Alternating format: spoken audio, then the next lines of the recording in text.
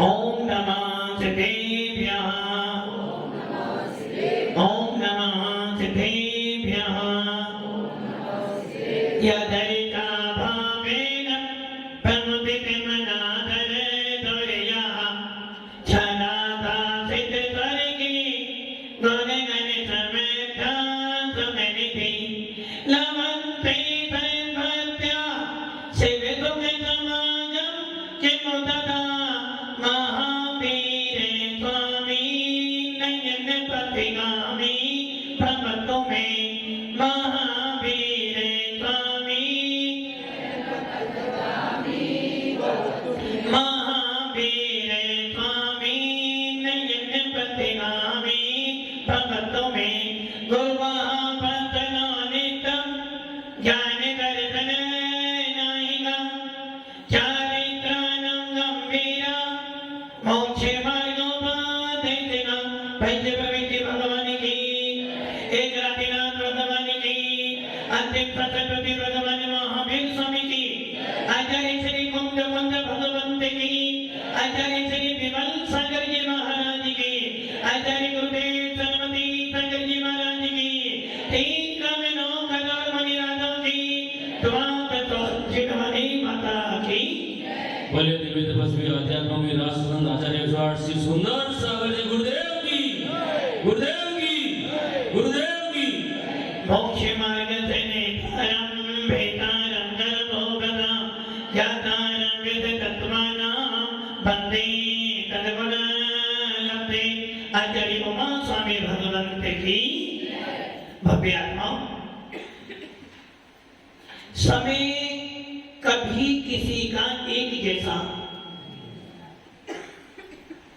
समय बदलता है तो जीवों के भाव भी बदलते हैं और जब जीवों के भाव बदलते हैं तो कहीं ना कहीं आपके विशुद्धि में अंतर आता है। जब भी समय परिवर्तित होगा आपके भावों में परिवर्तन निश्चित आएगा। गर्मी का मौसम आता है तो परिणाम अलग बनते हैं, सर्दी का मौसम आता है तो परिणाम अलग होते हैं और बरसात का मौसम जब आता है तो परिणाम हमारे जैन शास्त्र में 6 ऋतुओं का वर्णन आता है और जब ऋतु बदलती है तो अपने आप जीव में नहीं 6 द्रव्यों में परिवर्तन होता है। अब आप ये सोचो जब मौसम बदलता है वातावरण बदलता है तो परिवर्तन कहां पर होता है? भावों में होता है या मन में होता है? जब वो मौसम बदलता है तो आपके मन वचन काया तीनों की बनती में परिवर्तन आता है। जब आपका वातावरण बदलता है तो आपके मन वचन काया की क्रिया अपने आप बदल जाती है। जैसे जैसे सूर्य आपके निकट आ रहा है वैसे वैसे क्या हो रहा है? क्या हो रहा है? सर्दी बढ़ रही है। तो सर्दी बढ़ने से सूर्य की आने से आप में परिवर्तन क्या हुआ?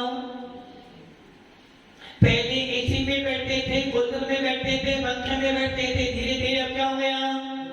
धीरे धीरे सवेरे पंखा कूलर एक तो दिन में। और जैसे जैसे सूर्य और निकट आएगा आपके कपड़े और कम हो जाएंगे।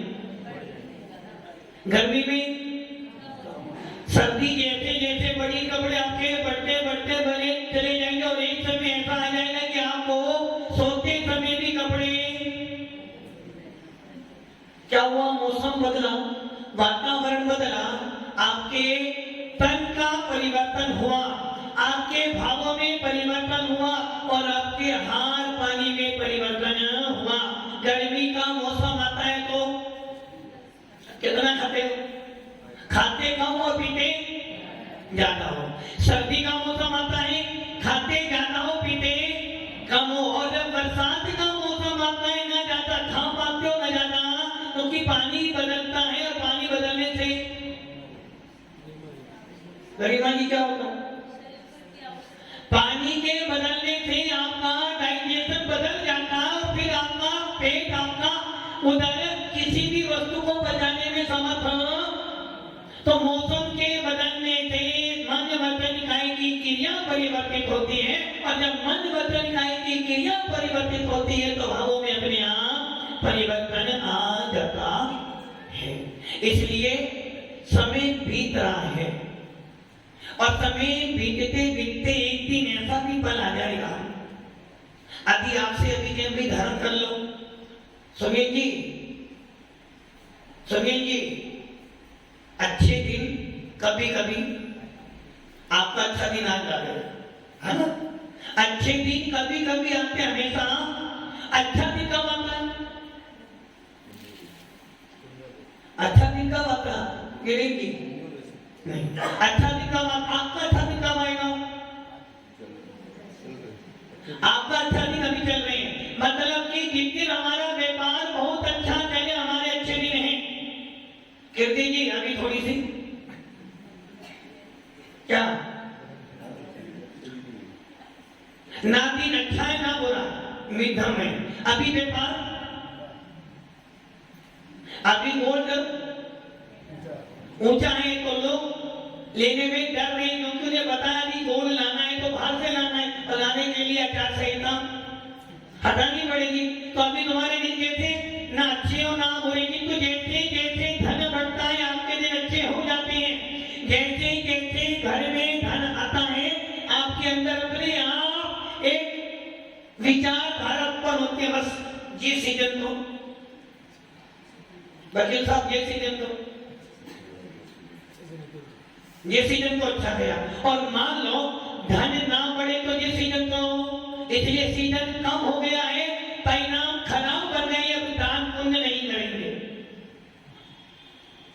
होता है ना महाराज जी, अब की बात सीजन कम चल रहा है इसलिए दान पुण्य अगले साल करेंगे।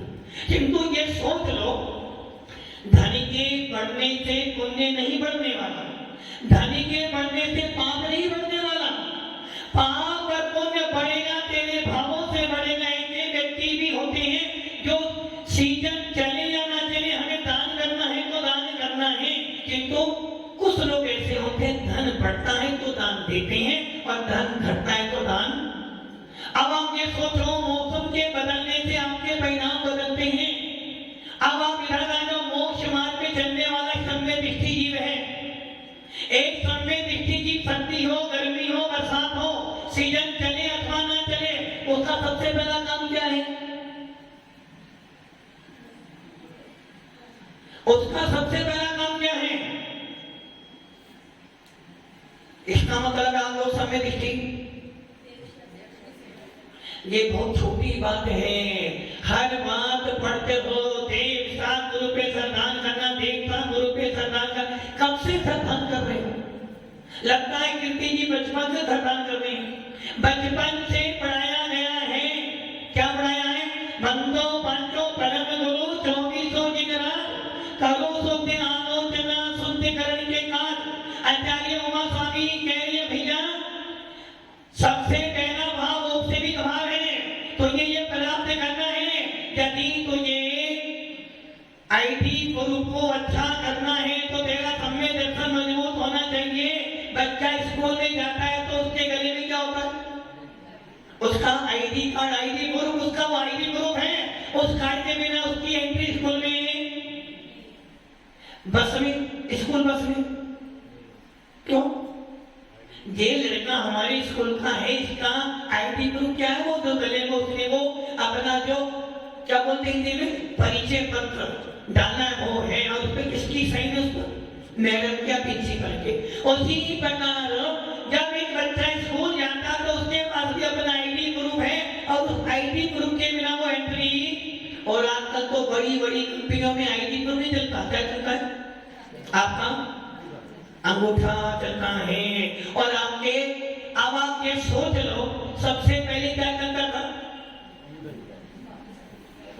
कीर्ति जी सही है ना? पहले लोगों के साइनों की जरूरत नहीं पड़ती थी, साइन तो बदल जाएगा, किंतु तेरा अंगूठा, तो इसका मतलब क्या हुआ? जो लोग अनपढ़ थे क्या करते थे? अंगूठा लगाते। तो नहीं पता था पुराना 100 साल नया, मतलब कि जो जो काम पुराने करते थे वो वापिस आ रहे हैं। पहले अंगूठा लगता था, और अंगूठे की कीमत होती थी। पहले के लोग जब मंदिर आते थे क्या सर पर क्या मांगते थे? पगड़ी। आज क्या हो गया? आज जब गर्मी बढ़ती है तो क्या करते हो? टोपी पहनते हो। और जब सर्दी बढ़ेगी तो पूरे के पूरे सर को फेंको। जबकि पहले के लोग पगड़ी पहनते थे। क्यों पहनते थे? गर्मी में धूप से बचोगे। बरसात में जाना है तो सर में पानी नहीं जाएगा और सर्दी के अंदर हवा नहीं लगेगी। वही बातें सारी पुरानी आ रही है। अंगूठा लगाते थे और उसकी पहचान होती थी। आज बड़ी बड़ी कंपनियों में आईडी ग्रुप तो है तेरा, किंतु बाद में आईडी ग्रुप के बाद तेरा अंगूठा भी होना चाहिए। और यहाँ तक कि अपने अपने अवधि जान को तो सर भी अवधि जान को तो तुम्हारे पास तो सर भी अवधि जान है ना? कौन सा अवधि जान? ओप्पो का है या एप्पल का है? दोनों। मतलब कि इनके बाद दो अवधि जाने हैं, ओप्पो का भी और एप्पल का भी। मतलब कि आपका मोबाइल भी आपके अंगूठे से खुलता है। आपके घर का गेट भी आपके अंगूठे लगाने से खुलता है। क्यों? क्योंकि भैया आपका समय बदल रहा है और समय के बदलने से हर चीज बदलती है। अब आप ये सोचो समय दृष्टि जीव एक समय दृष्टि अपने सर्दी गर्मी बरसात सीजन चले या ना चले, सबसे पहला उसका काम क्या है? आपके देवता गुरु सुनते सुनते काल बीत गया और बचपन से यही तो पढ़ाया है कि भैया नमोकार मंत्र बोल। बचपन से बच्चा 45 दिन का होता है, वो आंख भी नहीं खोलता है, सबसे पहले नमोकार मंत्र सुनाते हो। और जब वो 55 का हो जाता है, बचपन से नमोकार मंत्र, और बचपन से करते करते 55 तक क्या सुनाते हो?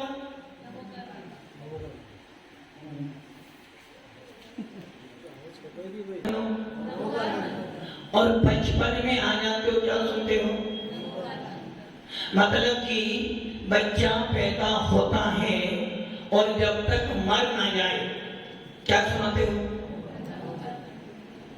किस लिए सुनाते हो? किस लिए सुनाते हो? कि देवता गुरु को जाने। अरे भाई नमोकार मंत्र में नमस्कार है किसको? देवता गुरु को। मतलब कि बचपन से लेकर बचपन तक आपने नमोकार मंत्र सुना, अब फिर भी करो देवता गुरु पे श्रद्धा करो, देवता गुरु पे श्रद्धा करो। इसका मतलब आपको भी देवता गुरु पे श्रद्धा नहीं हुई, बल्कि श्रद्धा नहीं हुई। श्रद्धा है नहीं, गलत है।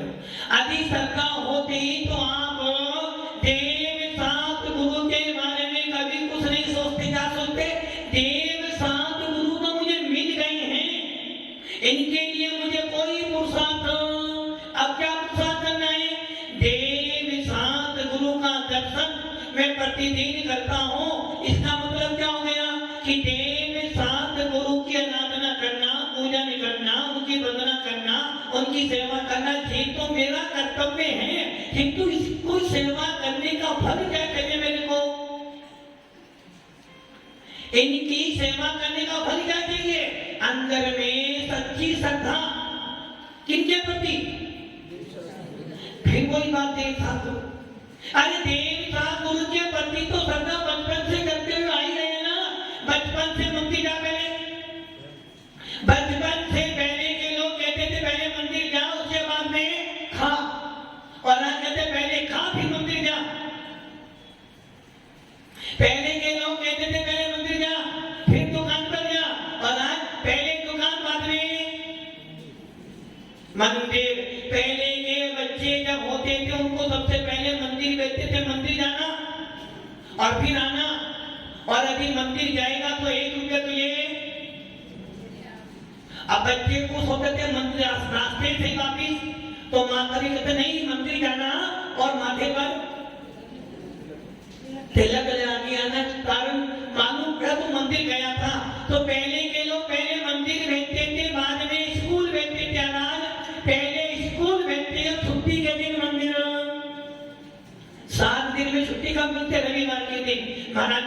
रविवार के दिन मंदिर जाता है, उसे दिन स्कूल जाना पड़ता है।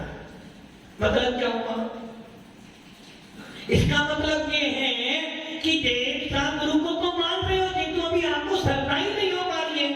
बच्चे को सवेरे 6 बजे भेजते हो, 3 बजे आता है और आने के बाद खाना खिला तो सीधा 4 बजे कोचिंग जाता है, फिर 6 बजे आता है और फिर खाना खाने के बाद 1 घंटा खेलता और उसके बाद 8 से लेकर 10 तक उसे होमवर्क करना पड़ता है और 10 बजे सोता, सवेरे फिर 4 बजे 5 बजे। उसके बाद समय किसके लिए नहीं है? किसके लिए समय नहीं है? उसके पास समय देवता गुरु की भक्ति करने का समय नहीं है, अपने आप को जानने का समय नहीं, क्योंकि आपने लाइफ ऐसी सेट कर दी है कि बेटा सवेरे उठना, स्कूल जाना, स्कूल से आके खाना खाना, कोचिंग जाना, कोचिंग से आके थोड़ा खेलना, थोड़ा मोबाइल चलाना और उसके बाद सीधा होमवर्क करना, सो जाना। क्यों? ये सब काम करेगा, ये सारे काम करेगा तो लाइफ क्या? लाइफ सेट हो जाएगी। और मंदिर जाएगा, महाराज के पास जाएगा, स्वाध्याय करेगा, हार दान देगा, तो फिर लाइफ पूरी की पूरी बर्बाद हो जाएगी। देखो कितना ही तुम झूठ बोलो, बात तो यही सत्य है। आज क्या वातावरण में आपने अपने बच्चों को ऐसा ही उपदेश दिया है, इसलिए 6 दिन स्कूल भेजते हो, 7वें दिन संडे के दिन छुट्टी के दिन कहाँ जाता बच्चा? वो भी काम जिनके माता पिता ने थोड़े बहुत संस्कार दिए, बना 7 दिन 6 दिन पढ़ाई और 7वें दिन मम्मी 1 दिन मिलता है छुट्टी का। अब तो मैं कब उठूंगा? 10 बजे तो उठूंगा और 1 घंटा उठने के बाद मोबाइल चलाऊंगा, 12 बजे तैयार होऊंगा, भोजन पानी करने के बाद दिन में थोड़ी सी 6 दिन आपने पढ़ाई करी है, मुझे घुमाने के लिए कहीं ना कहीं तो पूरा करने का। रात में जब वो आया 10 बजे, अब उसको चिंता की सवेरे स्कूल जाना है ना, तो सवेरे 5 बजे उठना है, 6 बजे उठ, जल्दी सो जाओ। क्या हुआ?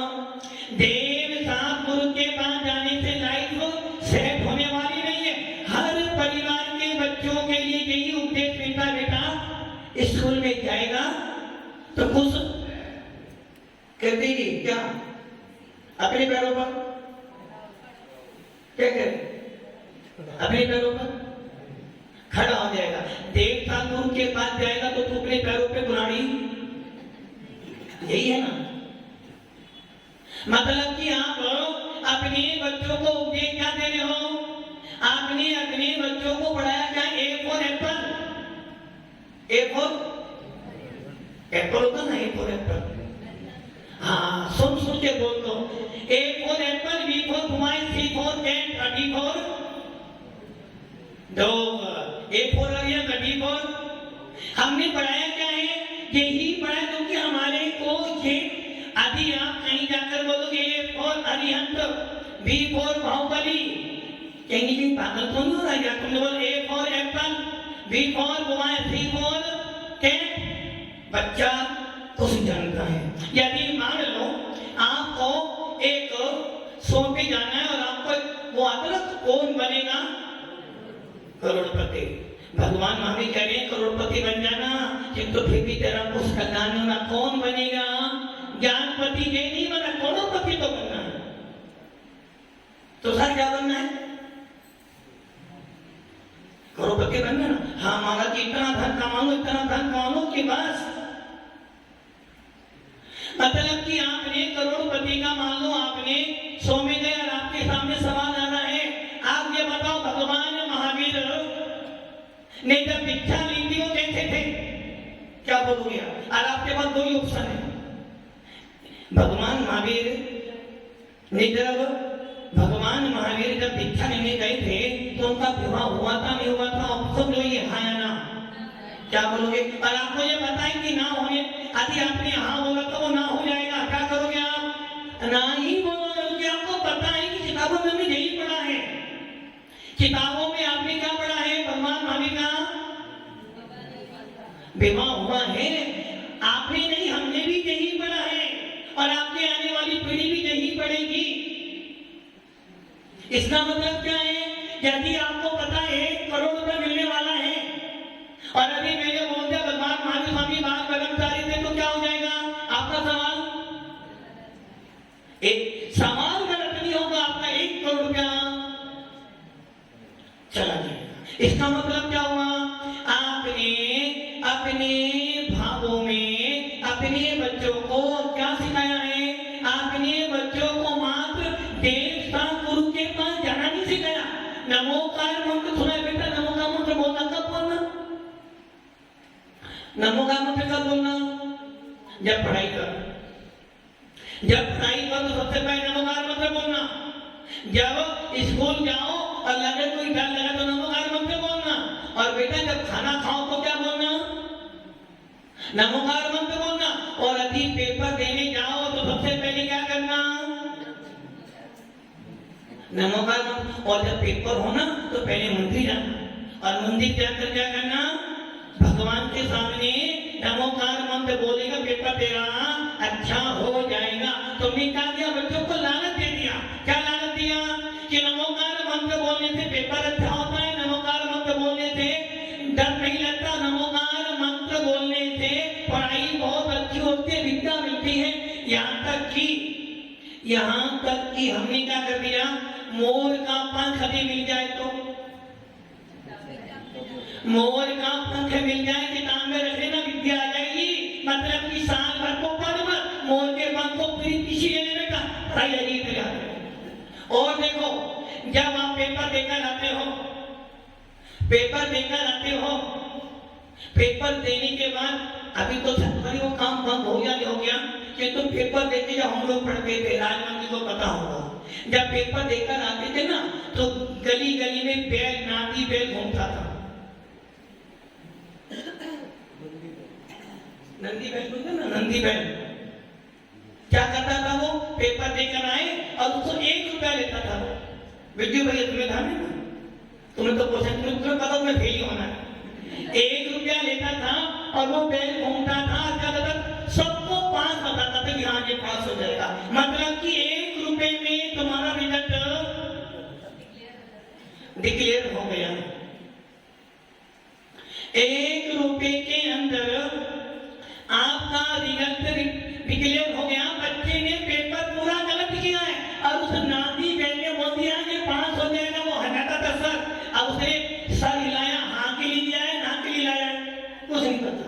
तुमने बोला वो बच्चा पास होगा, उसने कर दिया हाँ, फेल होगा, उसने कर दिया तो मुझे वो पास होगा। 1 रुपए में तुम्हारा भाग्य बता दिया उस बैल ने, और आपने पेपर खराब किया था और मान लो अगर पास हो गए तो देख लिया किसने बोला था? 1 रुपए में तुम्हारा भाग्य। मतलब कि आपने क्या किया? अपने बच्चों को यही सिखाया है बेटा, धर्म कब करना? धर्म कब करना? जब तुम फ्री हो। गरिमा की सही है ना? धर्म कब करना? जब तू फ्री हो। पढ़ाई कब करना? यदि पढ़ाई नहीं करेगा तो तेरा पूरा साल भर सब देखा मौसम देख। स्कूल में तेरे स्कूल के अंदर सब बच्चे पढ़ते हैं और हाईएस्ट कितने नंबर आने चाहिए तेरे? हाईएस्ट कितने नंबर आने चाहिए तेरे? हाईएस्ट 90 से ऊपर। कितने? ऐसे ही आते हैं, मतलब कि बिना पढ़े लिखे आ जाते हैं। मम्मी से बोल, मम्मी एक काम करते हैं, जो पेपर मैं देकर आऊं पेपर तुम भी करना, फिर देखते हैं नंबर किसके आते हैं। ऐसा ही लगता है, हर पेरेंट्स को लगता है कि हम 100 में से 100 ला सकते हैं, और जब पूछो तो 100 में से 2 अंडे लाकर आएंगे। मतलब कि हमने बच्चों को क्या सिखाया बेटा? क्लास में तुझे फर्स्ट आना है।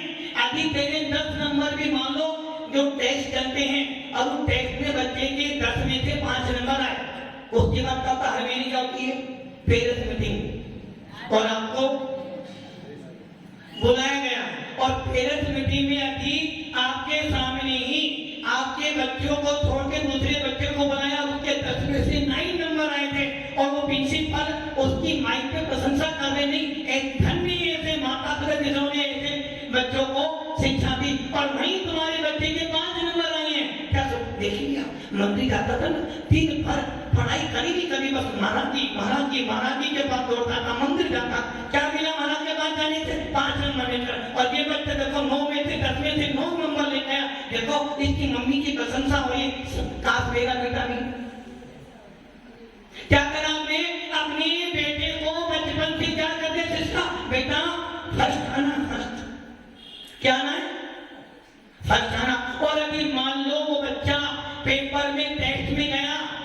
अच्छी पढ़ाई करी, उसी तरीका था। मम्मी ने क्या बोला है, 10 में से 9 नंबर तो आगे मेरे 9 नंबर में पापा मारेंगे। और जब वो कि खाने की इच्छा नहीं होती तो बहुत सारा खाने को मिलता है, बल्कि था होता ही ना ऐसा। बहुत बार खाने की इच्छा नहीं, भाई नहीं आज बहुत अब आज कुछ नहीं खाना, उस दिन सबसे अच्छा भोजन बनेगा, और जिस दिन खाने की इच्छा होगी उस दिन आपको सबसे खराब मन में भाव आए कि आज घर जाकर अच्छा खाना है, किंतु जैसे घर पहुंचे मालूम पड़ा क्या बनी, लौकी की सब्जी बनी, नहीं खानी, और लौकी तो बनी पानी अलग, लौकी खाने के भाव बिल्कुल ही। और बहुत बार भूख नहीं, क्या बनाए, रबड़ी नहीं दाल बाटी बनी है। मतलब कि ऐसा होता है जब कभी परिणाम अच्छे हो बोलने के तो विघन तो मैं क्या करना था, बच्चे को आखिरी का बोला 10 में से 9 नंबर लेके आना। अभी नंबर 10 में से 9 नहीं आए ना, सोचना पापा तो इस तरह मारेंगे। पापा है, बेटा क्या कर रहा है, पापा पढ़े, ये सोचना बेटा अभी तेरे 10 में से 9 नंबर नहीं आए ना, घर से बाहर निकाल दूंगा। फिर कौन आए, दादाजी, बेटा क्या कर रहा है, बेटा अच्छी पढ़ाई करना वरना मम्मी पापा तुझे मारेंगे बहुत। अब बच्चे का मम्मी क्या बन गया, 9 में से 10 लाने, 10 नहीं 9 में से 10 लाने, 10 में से 9 नंबर तो लानेंगे। दीदी आई, क्या कर रहा है छोटू, दीदी पढ़ाई, बेटा भैया अच्छी पढ़ाई करनी ना वरना पापा तेरे को अब के बाद तो सीधा काम भेज देंगे हॉस्टल, फिर मम्मी को मिलेंगे ही नहीं। अब बच्चे के मन में पड़ा एक फोर एप्पल, एक फोर एप्पल, एक फोर एप्पल, 10 में से 9, 10 में से 9, 10 में से 9। स्कूल जा रहा है, अपने दोस्तों से बात कर, 10 में से 9, और कुछ क्या हुआ, नहीं नहीं नहीं 10 में से 9, 10 बोली अंदर ही अंदर उसको डर बैठ गया कि नहीं 10 में से 9 तो नंबर लाने गया थी, नहीं जाए तो। अब उसने पूरे महीने पढ़ाई तो करी, और जैसे ही पढ़ाई करके पेपर देने के लिए गया और टेस्ट देने गया, मम्मी क्या कहा,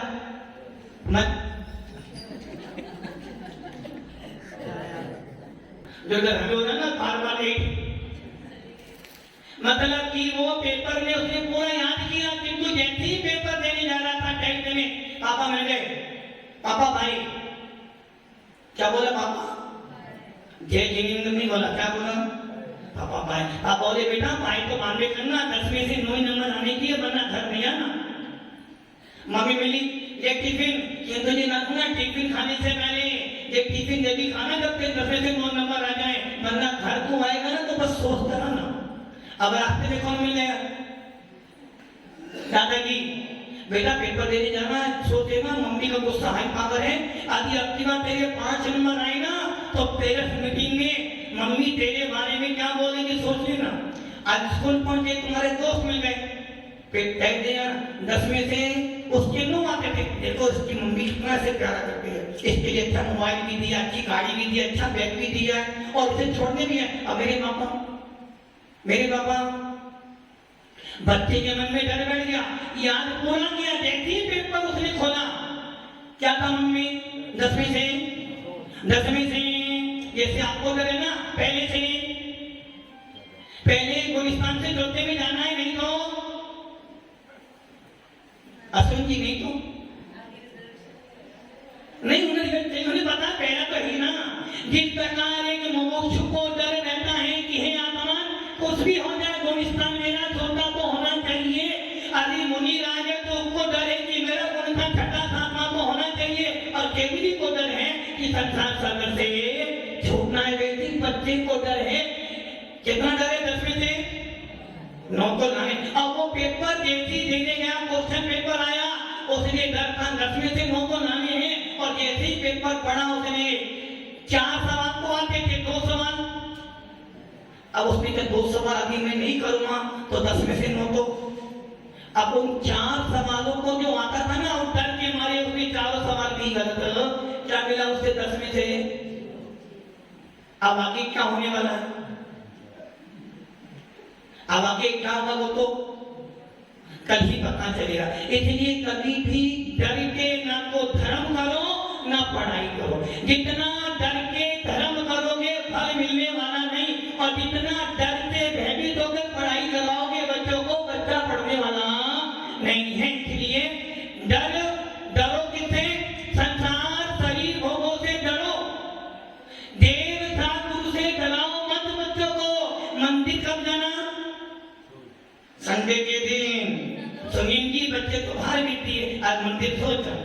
मंदिर जाओगे रोज तो खराब बनोगे, स्कूल जाओगे रोज तो बनोगे नवाब, स्कूल जाओगे कैरियर बनेगा, मंदिर महाराज के पास जाओगे तो डिमोशन।